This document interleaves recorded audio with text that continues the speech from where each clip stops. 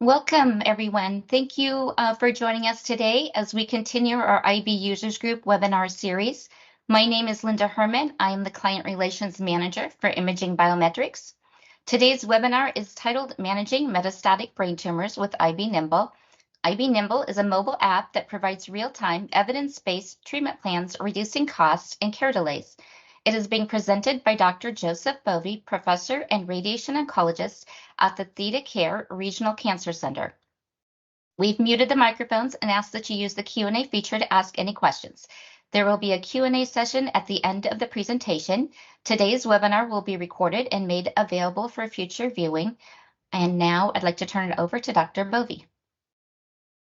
Linda, thank you so much, and thank you to Mike Shemenda and Imaging Biometrics for the opportunity to present what was a unique opportunity for us 3 years ago to create a mobile application that we've utilized for brain metastases management. I see lots of familiar names, not faces, on this call, so hello to my former colleagues. As Linda mentioned, I am a radiation oncologist. I was previously at Froedtert, the Medical College of Wisconsin, for 20 years and had a unique opportunity to transition my practice to a private practice group up in Appleton, Wisconsin, with the Theta Care Regional Cancer Center. I still stay involved in brain metastases research and development. And as mentioned, this was a unique opportunity for me to participate in with the utilization of a mobile application for managing our very complicated patients with brain metastases. Let me go ahead and share my screen and make sure that this pops up the way. And can you see the full screen now? Yep, full screen. Oh, okay, fantastic. Now we're off to the races here. Hopefully that's the only hiccup, the technologic hiccup that we have this morning. So I would like to begin just with discussing some of my disclosures. I do receive honoraria from Imaging Biometrics in Elm Grove. They are the licensee of the Nimble app that was created at the Medical College of Wisconsin. I also do work as a consultant for Elekta with the Gamma Knife stereotactic radiosurgical device. After our talk this morning, I hope that you have a better understanding of what algorithmic medicine is and how it's quickly gaining a foothold in a lot of complicated metastatic processes that we deal with in the field of oncology. I hope that you have a better understanding of some of the successes and drawbacks for caring for patients with algorithmic medicine. Understand how we at Froedtert, the Medical College of Wisconsin, implemented a successful approach in managing central nervous system tumors, specifically brain metastases, with our mobile application.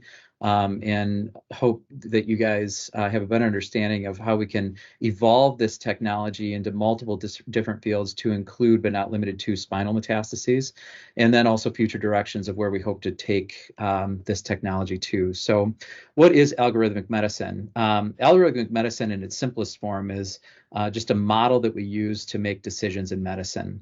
And the algorithms that we use in medicine can be based upon statistical models, can be based upon machine learning. A subset of that, obviously, that's gotten a lot of attention in this day and age, even with the White House wanting to now control AI in multiple different fields, not limited to just medicine, but the utilization of artificial intelligence with algorithmic medicine, and then algorithms with regard to practice outcomes. And often these algorithms can take into account a variety of factors, not the least of which are patient symptoms or presenting pathologies, their medical history, and test results. So as mentioned in the beginning, we're seeing increased use of algorithms in medicine. The field of medicine, even since I've been in the field of oncology, specifically radiation oncology, it has become incredibly complicated, especially with the increasing volume of data that we use for medical decision making. And as an example of that, the whole field of central nervous system tumors had gone through an incredibly complicated transition 5 or 6 years ago when we moved to the entire field of gliomas being characterized by molecular medicine. And the molecular characteristics of patients' tumors keeps on getting more and more complex. And the opportunity for all of us to memorize all of these complexities is very difficult. And so we know that it's easier for us to take a look at algorithms that can kind of be a choose your own adventure for how these patients are going to be seen and treated and managed. The sources of all this information comes also from a variety of places. And I know that a lot of us on this call are familiar with the electronic medical record called Epic. But within Epic, there's multiple fields and multiple screens that you can go to in order to gather all of this information. And it's very, very difficult to have a funnel that brings you to the answer of how best you're going to manage patients when you've got some information managed within the notes that are being dictated, some of the information being within clinical imaging, and some of the information being within the patient's demographics, and of course, probably most importantly, the laboratory and pathologic findings that are becoming increasingly complex and granular to make sense of just because of the volume of information that's presented. So the reason why algorithms are becoming increasingly used in medicine is that patients' problems are constantly evolving over time. The environment that we work in is always under high pressure and time sensitive. We're being asked to make quick decisions based upon a large volume of information, and that can sometimes be very difficult to sort through. And we need ways to interpret this data more efficiently. So what are some of the types of algorithms that we use in medicine? There are algorithms to help us with diagnoses based upon laboratory and pathologic findings. There are algorithms to help us with prognoses, so how long the patient would have to live with a certain problem. There are algorithms that we use in treatment planning, not just in radiation oncology, but also within the field of medical oncology.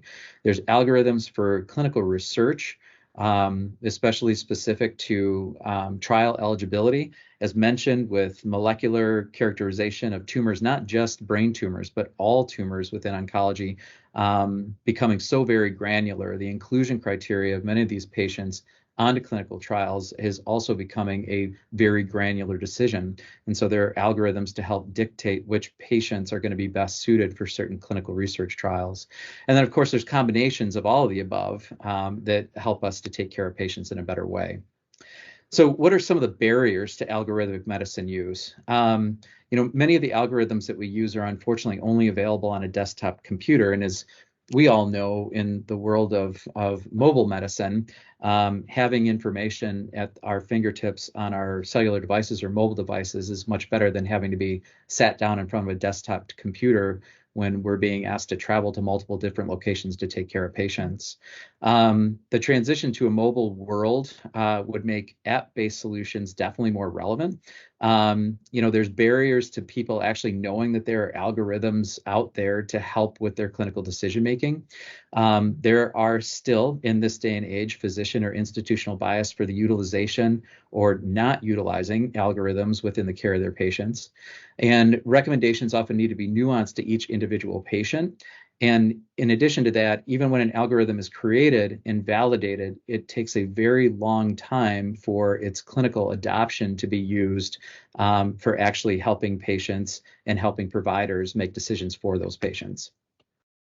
So we're not new, or I should say Nimble was not new to the field of algorithmic medicine and the field of oncology. There are tons of algorithms that are out there if you go and do a search. Some of the biggest ones that I've shown evidence of here on this screen is from MD Anderson Cancer Center, Memorial Sloan Kettering, in addition to Mayo Clinic. And within each of these links, there are actually numerous algorithms that can be utilized to help understand the patient's lymph node risk with breast cancer, a patient's metastatic disease risk with colorectal cancer, and prognostic tools based upon multiple factors, including patient characteristics and disease characteristics. So the whole concept of algorithmic medicine is out there. It's being used. We're definitely not first to the field, but we think we've got a really good product to help specifically with brain mets management. So the most common example, and probably the most utilized example of algorithmic care in oncology, is the utilization of the NCCN guidelines. So the NCCN is a nonprofit alliance of 32 cancer centers that are devoted to patients' education and research. Participating professionals across multiple disciplines actually meet twice a year in order to revamp the algorithms that we use in oncology care. And this spans literally any malignancy head to toe in a patient. There are, however, limitations to the utilization of this algorithm despite its very frequent use. So for those of us on the call that are familiar with brain metastases, this is the most up-to-date NCCN guideline for metastatic disease to the brain.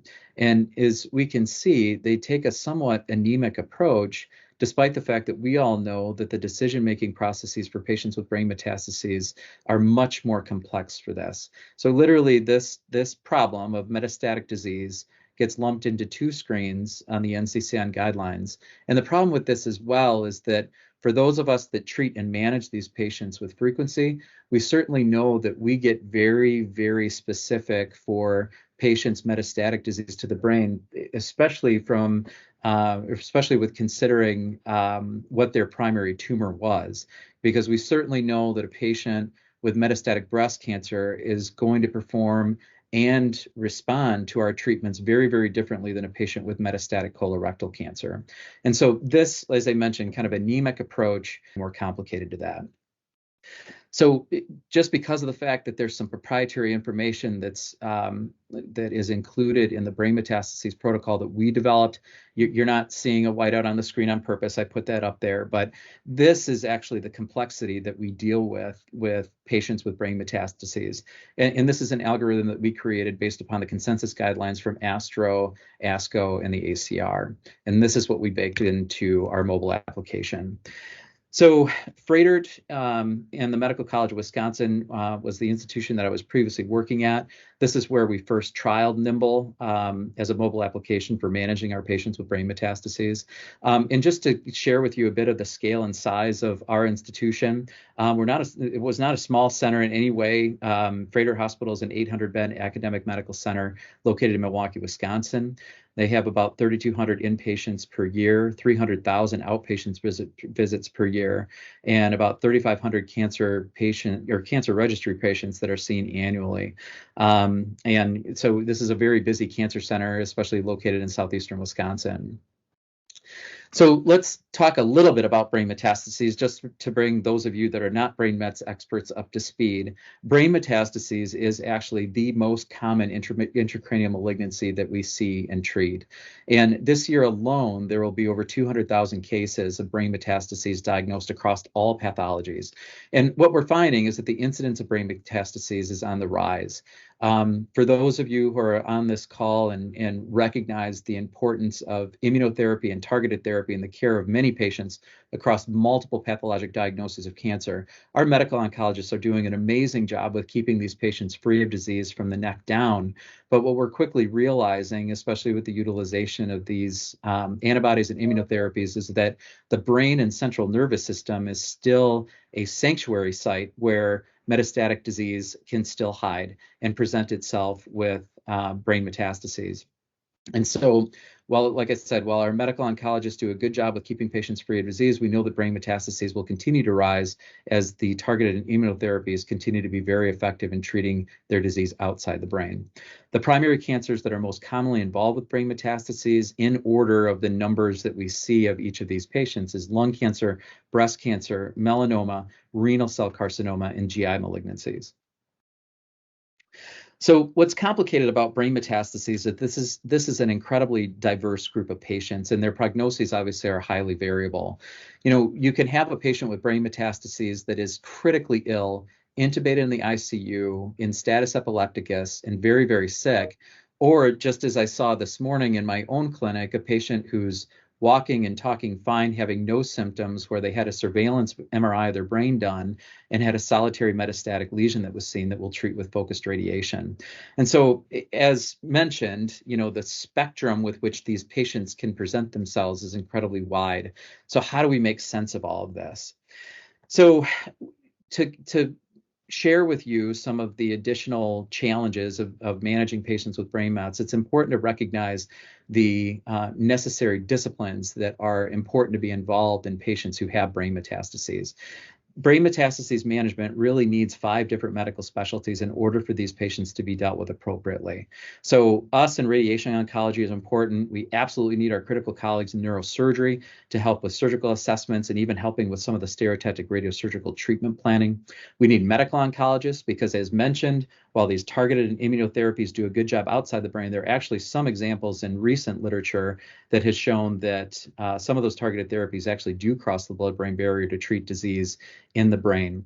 We need neuro-oncology as a critical colleague in the care of these patients, and also palliative care. It's still important to recognize that despite the fact that there's been incredible advances in the care of patients with brain metastases, much of our treatment still remains palliative. While we flirt with the word cure in some of our patients that are long-term survivors with brain metastases, we oftentimes still have to share with our patients that it's not a matter of if their tumor will come back, but when.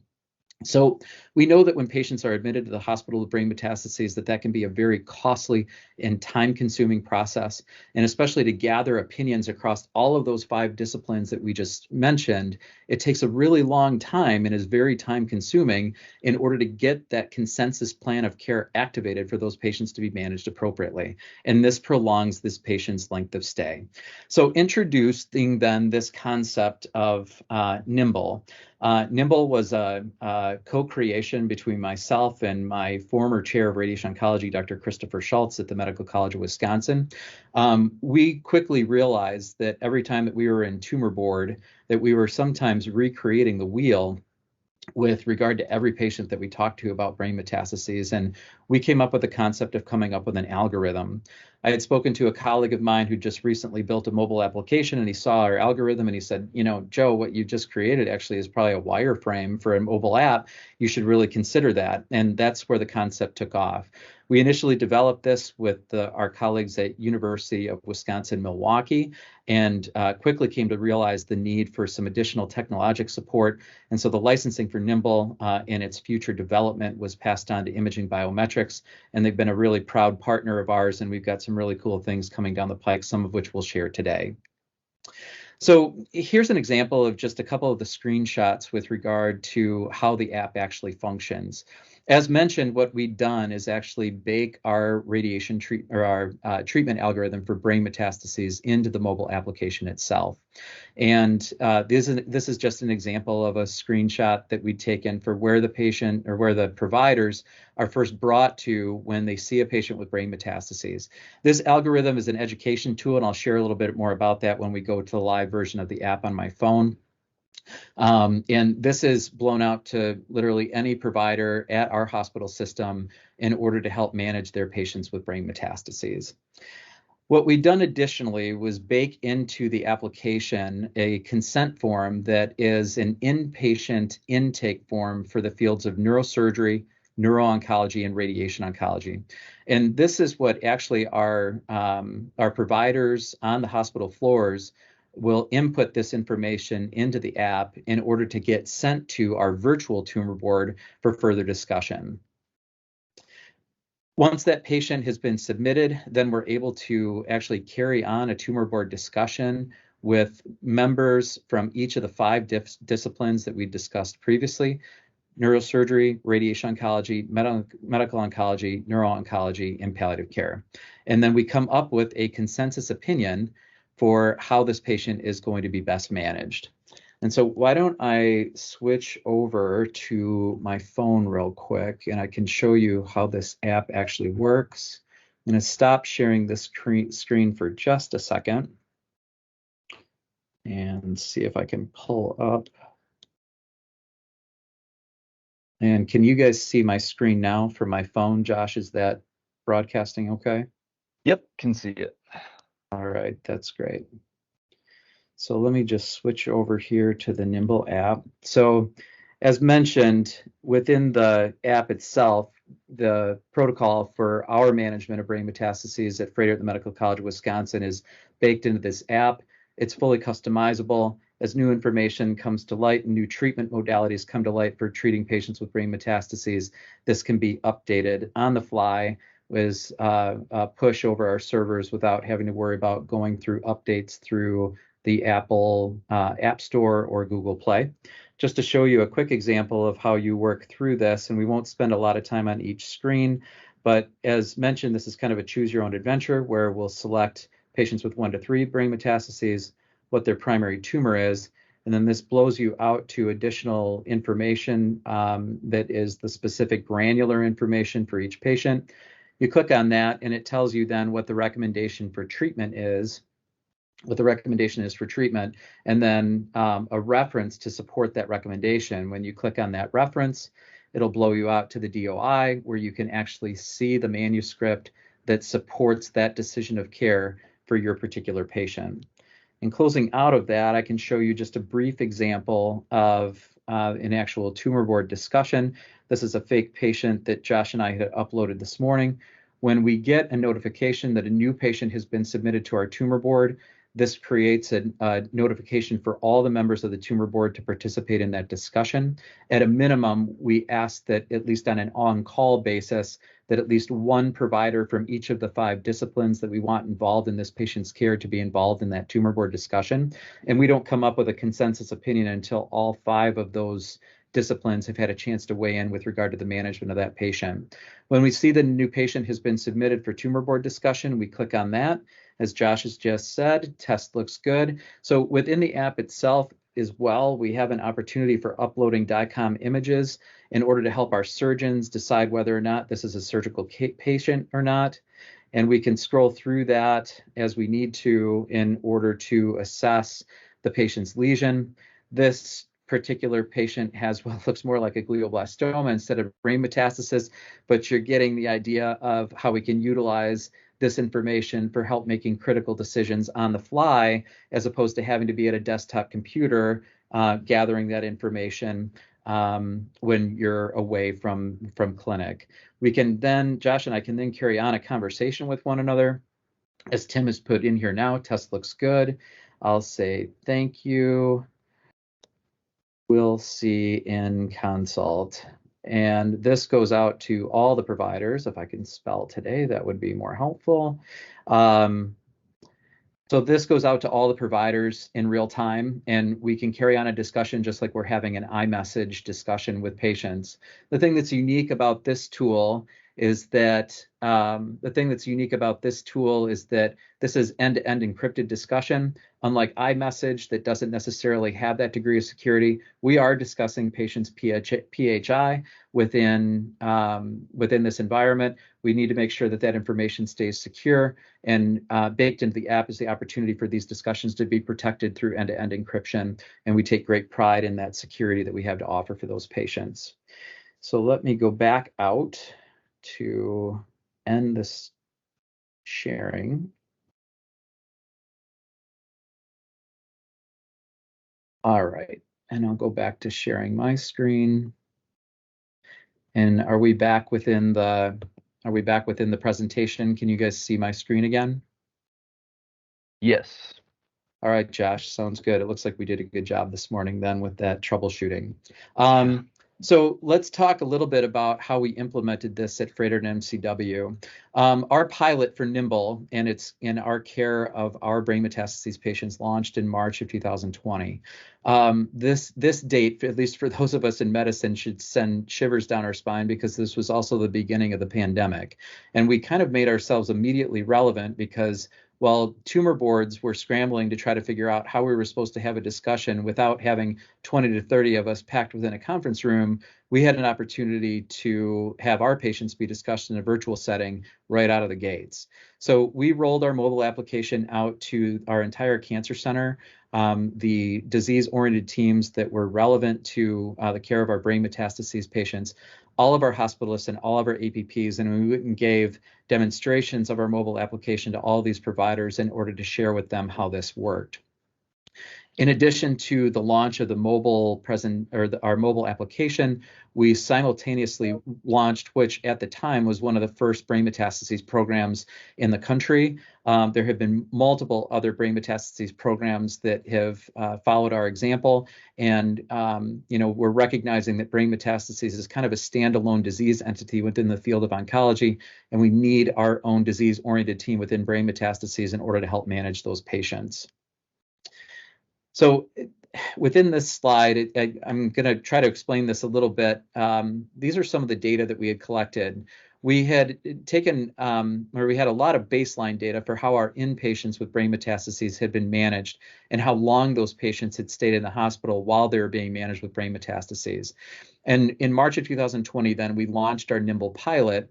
And what we found is that in the 3 months following or 4 months following the implementation of the Nimble app, what we had accomplished was that we had decreased patients' length of stay by 4 days. Okay. So just with the utilization of the mobile app in terms of streamlining those patients' consultations, getting them to the right provider for the problem that they had, we decreased their length of stay by 4 days and got them to treatment faster by 2 days, which was a remarkable result for us. So what did we learn from this? So we absolutely learned that it is possible to have a very meaningful and impactful virtual tumor board discussion about complex patients with brain metastases. We realized that this tool organizes multiple different medical specialties and streamlines our referrals. And as we saw from the prior slide, has demonstrated excellence in terms of expediting care for our patients with brain metastases. We clearly showed that we can reduce length of stay for patients with brain metastases and get them to treatment faster with the utilization of this mobile virtual technology. And we also recognized that all medical specialties have an opportunity to benefit from this algorithmic care of patients. And that's exactly what we proved with our utilization for Nimble. So the one thing that we realized as well is that while we used this app specifically for brain metastases management, that this is a scalable solution for many, many different problems within the medical field. You know, any chance that you're treating a disease process where there's multiple disciplines involved in the care of patients, we could have a mobile solution like Nimble be the backbone for that discussion. And we recognize that with other opportunities that we've even created within the Nimble app framework. So there are projects that are currently in place for considering this in the fields of cardio-oncology and infectious disease, for managing immunotherapy side effects, spine metastases, and the most exciting adventure that Imaging Biometrics and I have recently taken part in is that our bone metastases management app with our colleagues at Froedtert in the Medical College of Wisconsin will soon be launching, where brain mets, much like, where bone metastases, much like brain metastases, will be managed with the tools within Nimble. And that was a super exciting project for us to participate in. So with that, I'll close the discussion. As mentioned, this was a very exciting project for us to participate in. We clearly recognize that we're taking better care of our patients with brain metastases. We will be launching our Nimble Brain Mets app at other institutions soon to come down the pike. And we are very, very excited to have shared this with you today, and we'll open up the floor for questions if there are any.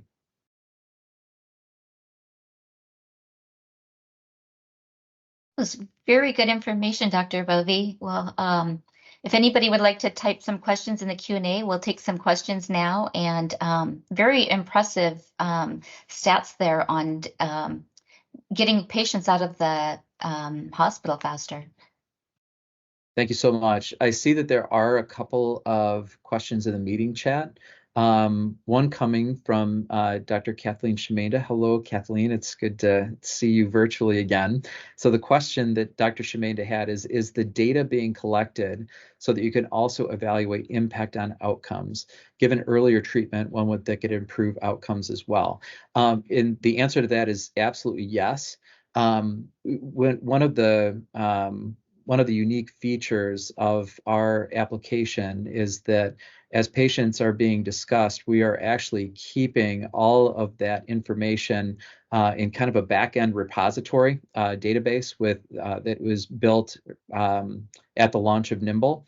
And so especially with us having the opportunity to have other institutions involved in Nimble, we will probably in the future have the largest repository of data for how multiple patients across multiple different pathologies have had their brain metastases managed. And absolutely, there will be an opportunity for evaluating the outcomes of those patients from the utilization of the app. And that's definitely future state for us. But it's a great question, and the answer to that is yes, we are collecting this data, and we think it'll be incredibly useful as the field of brain metastases management continues to evolve. Right, Dr. Bovi, I have one more question. How long does it take to install IB Nimble at an institution? Oh, that's a great question. So I'll tell you where we're at right now and where things are going for future state. At this point in time, Nimble is housed on a very simple server set up at the Medical College of Wisconsin. And we had a great partnership with IT from both MCW and Froedtert in order to help get this launched. The actual launch of the application, and I should say the uploading of the application onto the server, and then its eventual blowout to all of the users can happen over a matter of hours, actually. With the utilization, or with this product being utilized at other institutions, we quickly realized the need for moving this our application into the cloud. We think that will help make installations at other institutions faster. It will allow for better opportunities for data sharing across the institutions that are going to be involved in Nimble, and I think just make the product a lot better. So those are things that we'll be participating in the future. So there's another question from Jeffrey McGovern. Jeff, thanks for joining the call. Did you find it difficult to get buy-in from the other medical specialties and stakeholders required to make Nimble successful? That's a great question, because we were asking them to participate in services that were kind of beyond what their normal duties were within the hospital. The answer to that, in short, Jeff, was no. We didn't have a difficult time, because all of our providers recognized that there wasn't really another thoughtful alternative for us to have real-time discussions with these patients. And as you know, for having taken care of patients with brain metastases, while we can discuss these patients at our weekly tumor board, the problem with that, and what I clearly saw in my own practice, we had our tumor boards on Wednesdays from 7 to 9 in the morning. And invariably, by 2 p.m. on a Wednesday afternoon, I would have a patient that needed to have a decision made about their brain metastasis, and I could not wait for another week in order to discuss this with my colleagues. So as opposed to us getting on the phone and discussing these things, or trying to do things over text message, which, as mentioned, is not necessarily the most secure environment to be sharing protected health information, once our providers and doctors saw the ease of use of Nimble and saw what it was able to accomplish with regard to streamlining our discussions and coming to a consensus plan of care, we had immediate buy-in from everyone, and that continues to be the case.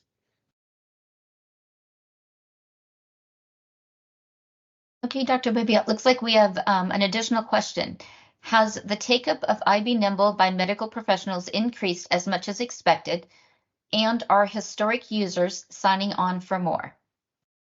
So that's a great question. I continue to be amazed by the amount of utilization that we've had for Nimble. Within the first year, we had projected, just with how we discussed these patients with brain metastases, that we would discuss probably about 50 patients. We discussed over 150 patients in the first year once this really took off. And that's been about the case year over year, with increasing discussions of patients with brain metastases within that virtual tool. The other thing that has been incredibly surprising in a delightful way has been the utilization of the app by our colleagues on the hospital wards and within the outpatient clinics in oncology. We probably have about 300 registered users right now at Froedtert and MCW. And that far exceeds the number of just doctors that take care of our oncology patients. But we have nursing staff, we have medical students, we have APPs that take care of these patients on the floors, that recognize that they have an immediate conduit for action when they submit a patient in Nimble. And as promised, we get a consensus plan of care with them within 24 hours. I will say that while it's our goal to have this consensus plan of care for them in 24 hours, it's oftentimes within an hour or two that we've already reached a consensus opinion for how we're going to manage that patient. And we have an answer back to the inpatient team so that they can take action on that. I think that far exceeded any of mine and my colleagues' expectations with regard to the utilization of that app at our own institution. And we expect similar things to happen at the other institutions that we plan to launch this product at. Okay, well, those are some great questions. Thank you, Dr. Bovi. It looks like that concludes. Thank you for your time and for all the questions. Oh, looks like we might have one more question. Sure. This is from Kathleen Schmind. How might this benefit from real-time patient input through a separate portal, or would that just complicate treatment management? That's a great question, Kathleen. One of the things that we are considering is actually having an outward patient presence within the app for discussion of side effects and how best to manage those for our patients. We've been in discussions with the American Brain Tumor Association that they are actually expanding their reach beyond the field of glioma and recognizing the huge quality of life impact that brain metastases has on a very large population. One of the things that they're most interested in actually is quality of life tools with regard to patients that have undergone treatment for brain metastases. And I think us having an outward facing patient portal would be a really cool next step for us to consider participating in.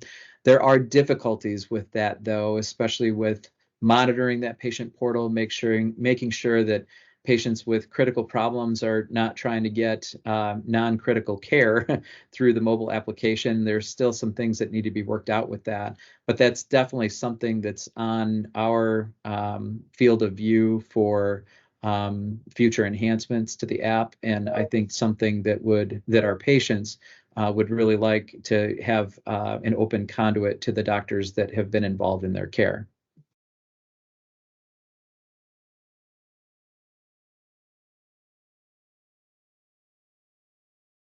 Okay, it looks like we don't have any more questions. So again, thank you, Dr.